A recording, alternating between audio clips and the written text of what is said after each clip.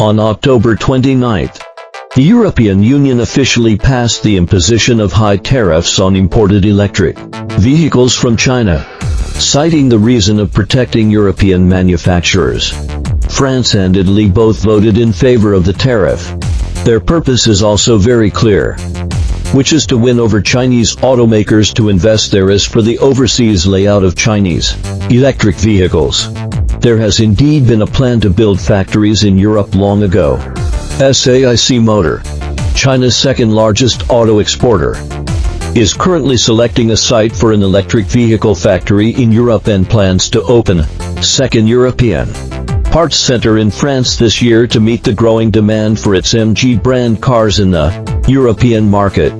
The Italian government is currently in talks with Chery, China's largest auto exporter, and other Chinese automakers including Dongfeng Motor on potential investments. However, Chinese enterprises must be more cautious when making large-scale investments in countries that support EU tariffs. Who can predict what kind of containment they will face once factories are built in Europe? So, the small calculations of France and Italy are probably in vain this time. The French electric vehicle industry has been inherently deficient from the very beginning, with a very weak industrial chain and supply chain. President Macron wants to introduce Chinese electric vehicles to stimulate the French market and complete the green transformation as soon as possible. After all, time is running out. But with his actions, not only has the electric vehicle industry not been revitalized, but other industries have also been thrown into panic. This statement is not alarmist. French cognac producers have long been unable to sit still for several months. In order to counter dumping, China plans to impose additional tariffs on European spirits. On September 17, French cognac producers held demonstrations in France, refusing to let the cognac industry pay the price for the contest between China and the European Union on electric vehicles. This is the first demonstration by French cognac producers since 1998. About 800 people accompanied by 100 tractors gathered in front of Cognac County in southwestern France to demonstrate. People in the French cognac industry are worried that French cognac will disappear from the Chinese market, and a quarter of French cognac exports are exported to China. For some cognac producers, the Chinese market accounts for as much as 60% of their sales. If China's countermeasures take effect, it will be devastating to the French cognac industry. After the Ministry of Commerce of China announced the implementation of provisional anti-dumping measures on brandy imported from the European Union on October 8, the stocks of French distilled liquor makers immediately fell. Remy Martin Corvo ISIR dropped as much as 9.3%, and Pernod Ricard dropped by 4.6%. The French government also knows that the cognac industry is in panic and has to issue blank checks to appease it. Benjamin Haddad, the French ministerial representative responsible for European affairs, recently said in an interview that the European Union and France will support brandy manufacturers targeted by China in the escalating China-EU trade dispute and may provide financial assistance. The reason why this official dares to talk big is because of the EU's common agricultural policy. Under special circumstances, the EU has various programs to support the industry, including its Agricultural Crisis Reserve Fund. But the problem is that the Russia-Ukraine conflict has already dealt a great blow to EU agriculture. For example, the soaring fuel prices and the influx of cheap products from Ukraine have made EU farmers miserable. The EU's Agricultural Fund allocates at least €450 million annually for this, not to mention providing emergency support to several member states affected by frost this year. Natural disasters in Europe have also been increasing in recent years. It is hard to say how long this fund can last. There is no surplus grain to support the French cognac industry. When you can barely have enough to eat, do you still drink brandy? What makes the EU even more headache is that if it wants to support the French cognac industry, then it needs to support a series of industries that pay the price for this. For example, European dairy and pork producers. China-EU trade disputes have worried the European pig industry. The French National Pig Producers Federation (ENA-PORC) recently analyzed that if China sets the tax rate at 30% to 60%, the losses of the European pig industry may be as high as €7 billion. While France is €500 million, China is the largest market for European pork exports.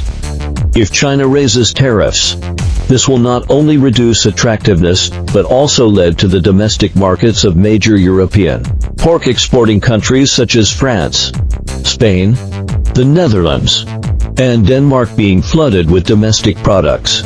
Regarding this, they don't mention the issue of overcapacity. Industry insiders in France are particularly worried, because China is an important market, especially for pig offal, pig ears, and pig trotters. And Richard, director of the French National Pig Producers Federation, recently emphasized that only Chinese consumers consume these products in large quantities at such prices. In the words of Arnaud Rousseau, chairman of the French National Federation of Agricultural Producers (FNSEA), the largest farmers' union in France, "We're very worried. Europeans don't eat certain parts of pigs, and we need to find markets. China is an important market. If we can't trade with certain countries, we will soon have problems." Not only the pork industry, but the French dairy industry has also long felt the approaching winter. As early as June this year, the Chinese industry asked the government to launch an anti-subsidy investigation into EU dairy products. There is nothing wrong with the Chinese industry doing this. Domestic industries have the right to file an investigation application to protect market, competition order and their own legitimate rights and interests. Applications that meet the filing conditions will start the filing process and be publicly announced and released in accordance with the law. According to China's customs data, the European Union is China's second largest source of dairy products, accounting for 36% of its total dairy imports in 2023, second only to New Zealand. EU data shows that last year the EU exported dairy products worth about €1.7 billion to China. The main products include whey powder, butter, and fresh milk.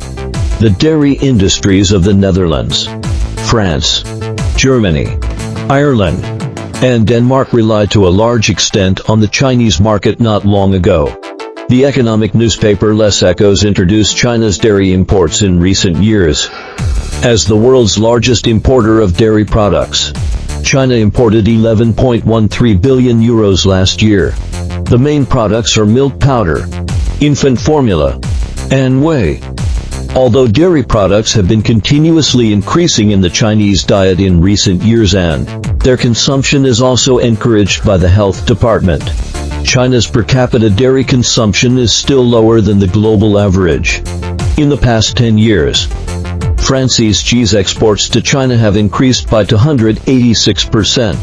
In 2023, it reached 6,306 tons. A wide variety of French cheeses have received more and more attention and love from Chinese consumers. With such a market with great potential, no one wants to give it up. And China has many choices. In 2022, France became China's fourth largest dairy supplier. And China also became France's largest export destination for dairy products outside the European Union. President Macron has put a lot of thought into getting French dairy enterprises on the express train from French farms to Chinese tables. Now, he has personally derailed this express train. Some analyses believe that France's automobile industry is weaker than Germany's, especially in the field of electric vehicles. Therefore, facing the impact of Chinese electric vehicles, France's industry is in a more vulnerable position. According to French customs data, from 2021 to 2022, France's imports of automobiles from China increased by 154%. The proportion of electric vehicles rose from 7% in 2021 to 26% in the first 5 months of 2023. This proportion even exceeds 20% in Germany, although the proportion of Chinese electric vehicles in the overall French automobile market is still limited. The French government has had firm confidence in green transformation in recent years and hopes to protect the domestic market and localize relevant industrial chains. Therefore, it has a more resolute attitude towards imposing tariffs on Chinese electric vehicles. This is a very natural result. However, President Macron clearly underestimated China's determination to defend its own interests. He thought that as long as tariffs were imposed, the Chinese electric vehicle industry would give in and would find ways to build factories in France. In this way, the localization of relevant production and supply chains could be achieved, and thus France could take the lead in completing green transformation in Europe and even worldwide. After all, the Paris Agreement was signed in France as early as June this year. Saint Fanny Lauer, a commentator for Le Monde, wrote in his column that simply relying on the European Union to raise tariffs on Chinese electric vehicles is not feasible. Europeans must also work hard and catch up with the industrial and technological gaps. Regarding this, Macron listened and wanted to overtake by taking advantage of China's industry and technology. But his tariff-raising strategy is clearly a failure now. Industries such as French cognac, pork, and dairy products can be said to be in collective panic because they know that once China takes measures, it will be disastrous for these industries when the hare dies. The fox grieves. Things of the same kind feel sorry for each other. Other industries in France also feel pressure to varying degrees because they don't know whose head the big stick of China's countermeasures will fall on next. Will France's pillar luxury goods industry be affected? Will cooperation in high-tech pharmaceuticals, communication technology, and aerospace engineering be reduced? According to French media reports, Sophie Primas, the French ministerial representative in charge of foreign trade and overseas compatriots affairs, will discuss China's decision to impose tariffs on brandy imports and launch new investigations into the dairy and pork industries during the Shanghai Import Expo. This is a signal for peace talks. But if France does not have sufficient sincerity and practical actions, it is estimated that her trip will be in vain. Although the European Union has officially passed the imposition of high tariffs on imported electric vehicles from China, everyone can also see the internal rifts. And the European Union still has many troubles. EU countries are preparing for Trump's possible return to the White House. During the Trump era, some trade disputes between Brussels and Washington were still on hold. Once Trump returns, a trade war between Europe and the United States is also inevitable.